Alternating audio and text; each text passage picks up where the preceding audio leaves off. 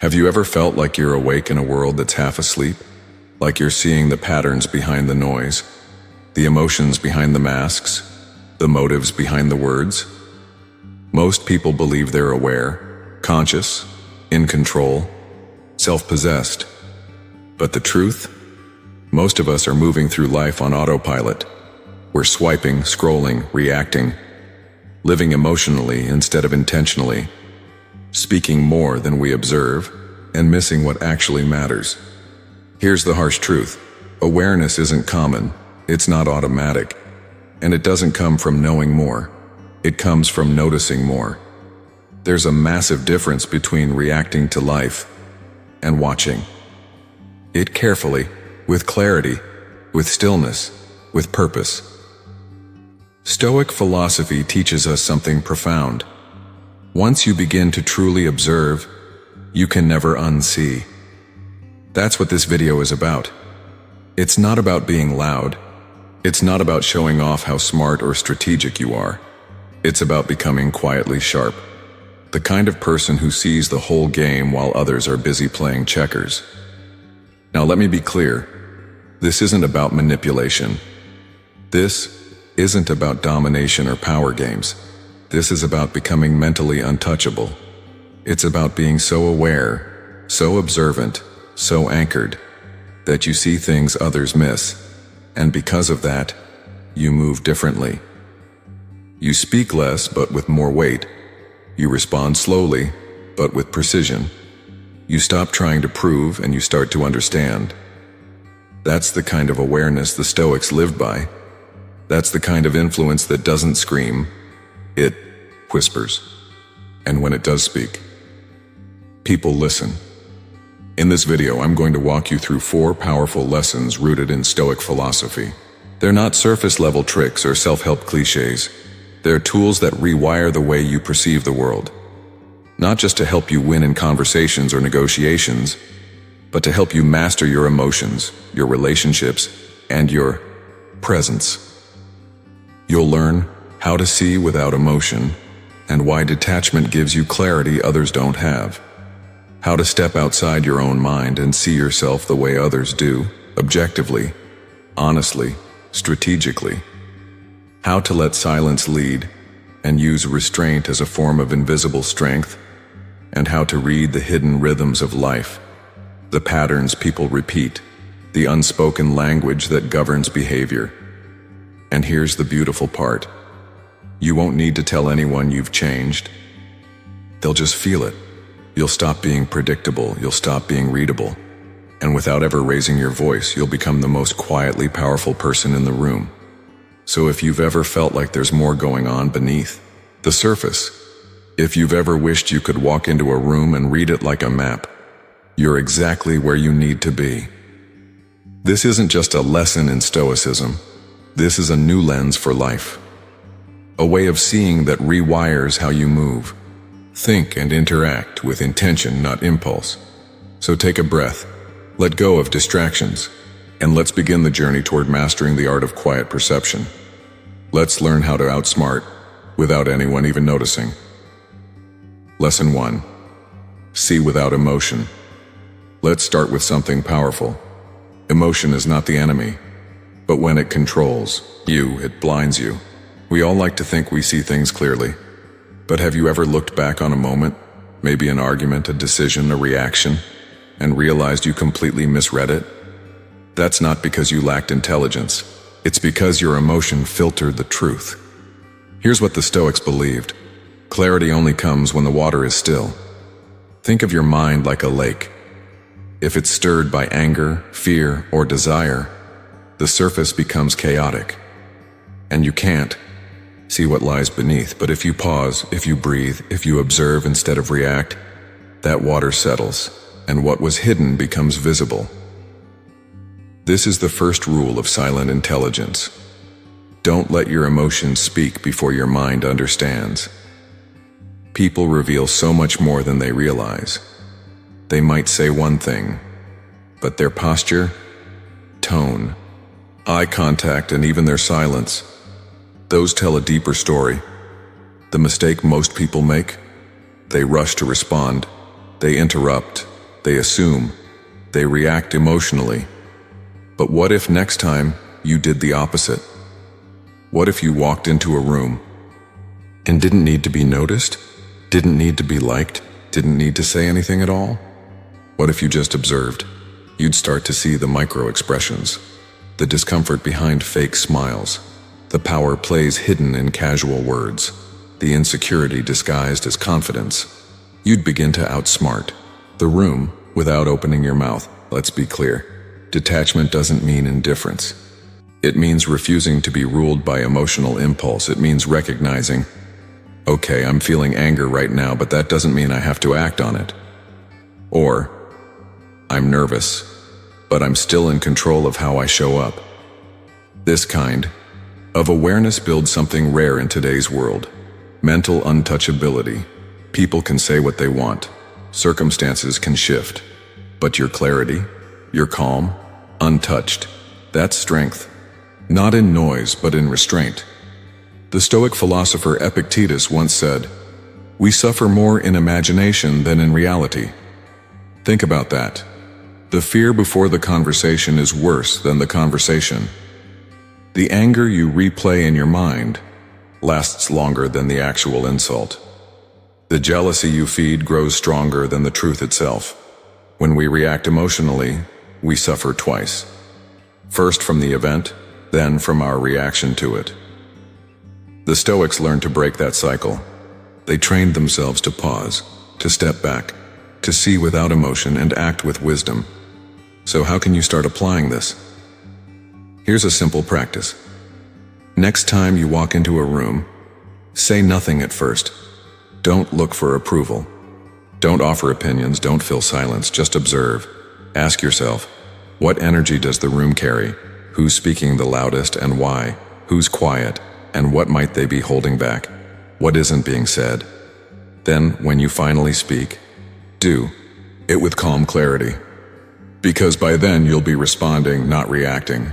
And that difference is what separates the wise from the impulsive. Outsmarting others isn't about playing games. It's about seeing clearly when others are too distracted to notice. It's not about winning arguments. It's about understanding people so deeply they can't help but trust or respect you. And it starts with this: silence, observation, emotional mastery. So the next time emotion starts to rise, pause, breathe, and remember, the one who doesn't flinch sees everything. Lesson 2. Step outside your own mind. When was the last time you saw yourself clearly? Not through the lens of ego, not through your internal narrative, but from the outside, as if you were watching yourself like a character in a story. It's a confronting exercise, but one of the most powerful habits a person can build.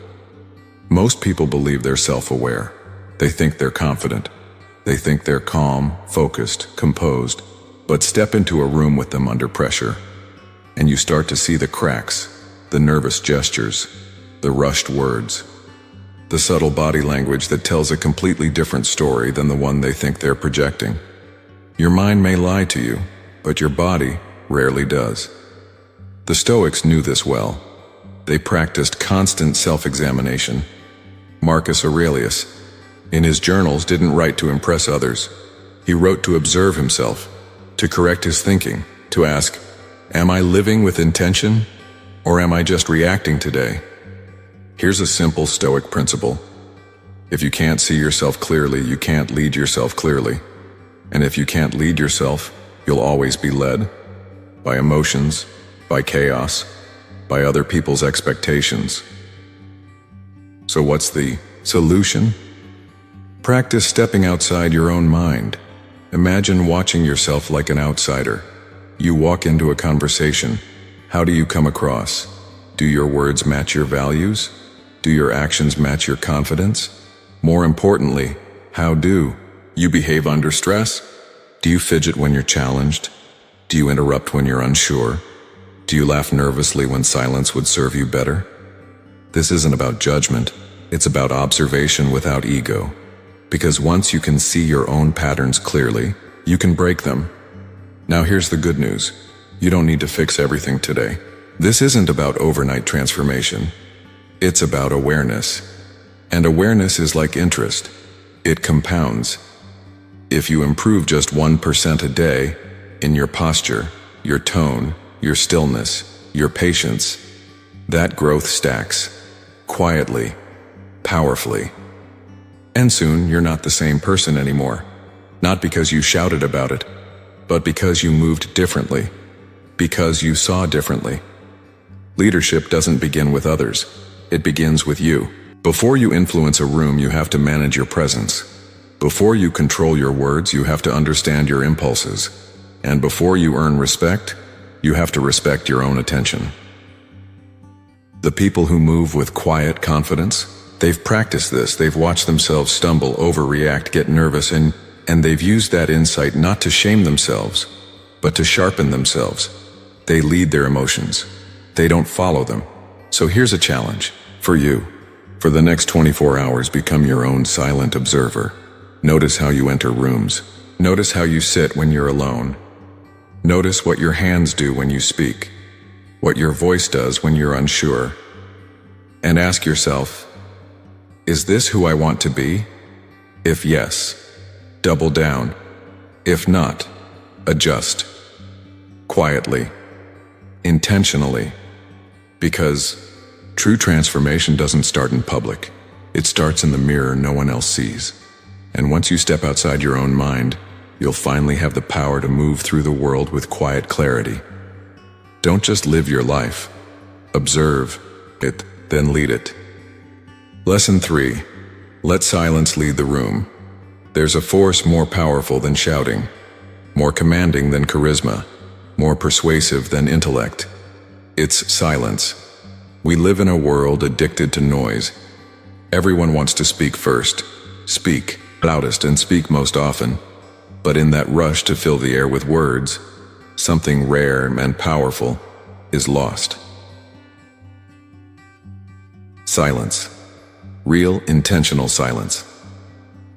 Have you ever noticed how uncomfortable people get when the room goes quiet? They fidget. They stammer. They say things just to avoid the weight of stillness. It's as if silence exposes them, and they scramble to cover it up. But here's the truth. Silence doesn't weaken you. It magnifies you. It gives your presence more gravity. It gives your words more impact. And most importantly, it gives others the space to reveal themselves. Because when you stop talking, they start exposing. The Stoics understood this deeply. To them, silence wasn't emptiness. It was restraint. And restraint is power. Epictetus taught, nature gave us one tongue and two ears, so we could listen twice as much as we speak. That wasn't a clever quote. It was a life strategy. Because when you pause, you notice more, you process more, and you become harder to manipulate. Try this. Next time someone challenges you, asks something loaded, or tries to provoke a reaction, pause not 5 seconds, not an awkward eternity. Just 2 full, calm seconds. Look them in the eye. Breathe. Say nothing. Watch what happens.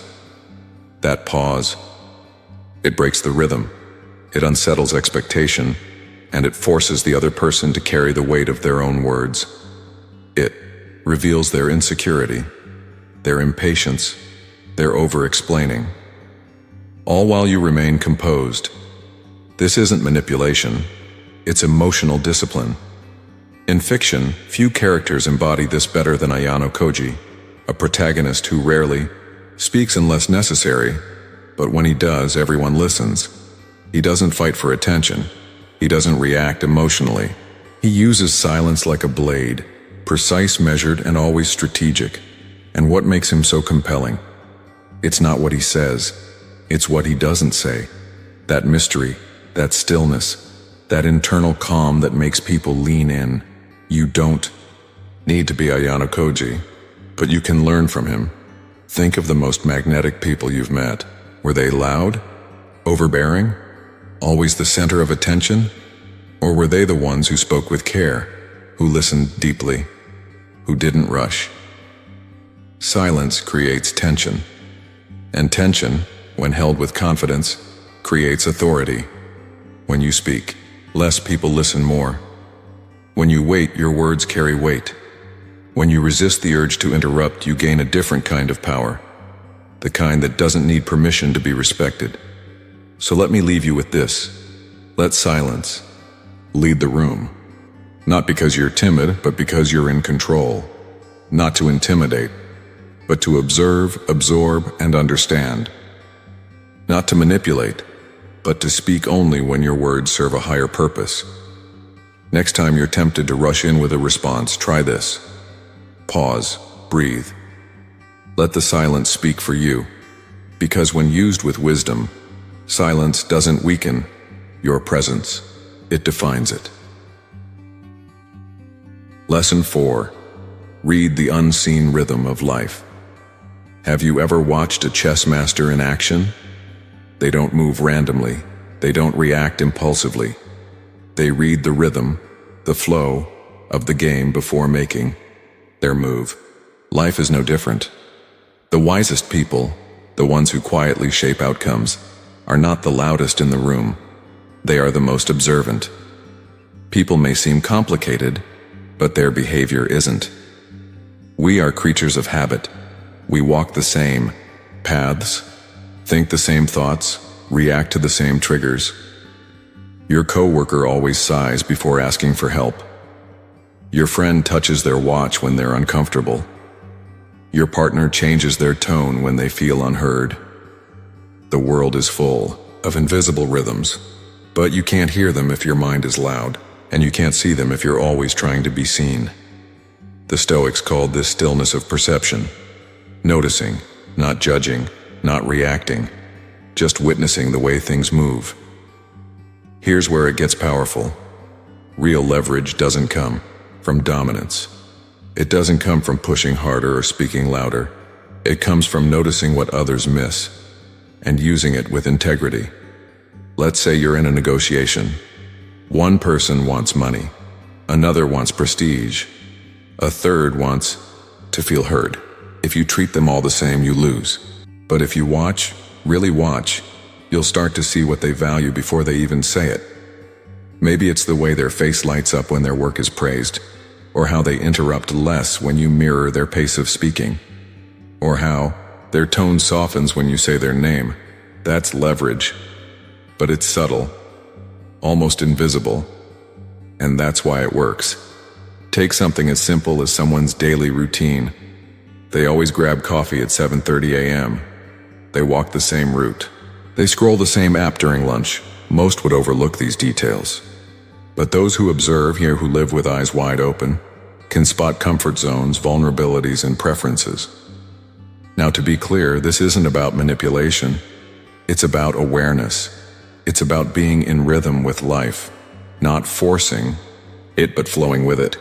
Because when you can read the rhythm, you don't have to push, you guide. With all this power, though, comes something deeper: responsibility. Seneca warned that insight without restraint becomes corruption. You may see how to influence someone, but that doesn't mean you should. Stoic wisdom teaches, lead with clarity, not cunning. Be the kind of person who notices what matters, not to manipulate, but to serve more wisely. Not to control, but to respond with depth. Because when you understand people better than they understand themselves, you hold a quiet power, a sacred trust. Handle it with honor. So here's your challenge. For the next 7 days, practice reading the rhythm. Observe before speaking. Watch for patterns. Notice when someone's energy changes, and don't jump to fix it. Just see it. Ask yourself, what am I missing because I'm too focused on myself? Because when you shift your lens from self to situation, from emotion to pattern, you step into a different role entirely. You stop reacting. You start leading. Silently, strategically, stoically. Remember, it's not about always being ahead. It's about seeing the game everyone else is too distracted to notice, and once you do, you won't need to play louder. You'll just play smarter. In the end, it's not the loudest voice that endures. It's not the one who commands attention in the moment. It's the one who moves quietly and never loses control. We live in a world obsessed with dominance. Winning every argument, making the biggest splash, being the center of every room. But Stoic wisdom reminds us, your power is not proven in noise. It's revealed in your endurance. The real game isn't about overpowering others, it's about outlasting them. Stillness isn't weakness. It's not passivity. It's a weapon of clarity, because when the rest of the world is spinning, chasing approval, chasing validation, chasing control, you remain anchored. While others react, you observe. While others speak, you listen. While others rush, you wait. And when the moment comes to move, you move with precision. You don't need to know everything. You don't need to predict the future. But if you master awareness of yourself, of others, of patterns, you will always be prepared when the tides shift. You'll begin to notice the subtle signals before chaos arrives. You'll see what others ignore because they're too emotional, too reactive, too distracted. Awareness is the beginning of all true influence, and it can only be cultivated through silence, stillness, and observation. That's the Stoic discipline. That's how you outmaneuver without ever needing to overpower. Here's the truth. The people who burn the brightest, the fastest, often burn out first. They live in emotional cycles. They chase moments, not mastery. But the Stoic, he plays the long game. She endures. They stay focused not on being impressive, but on being effective. They don't seek revenge. They seek peace. They don't need to control others. They master themselves, because in the end, that's the only control that actually lasts. So here's what I want you to remember. You don't need to shout to be strong. You don't need to prove to be powerful. You don't need to win today. If you're building a life that wins forever, move with quiet power. Let your awareness be your edge. Let your restraint be your strength. Stay calm, stay sharp, and never, never underestimate the strength of stillness. If this message resonates with you, I invite you to type in the comments below, silent power, because that's the kind of strength we're building here. Not noise, not reaction, but real, grounded, unshakable power. Until next time, stay present, stay purposeful. And remember, the quieter you become, the more you hear, the stronger you move, and the longer you last.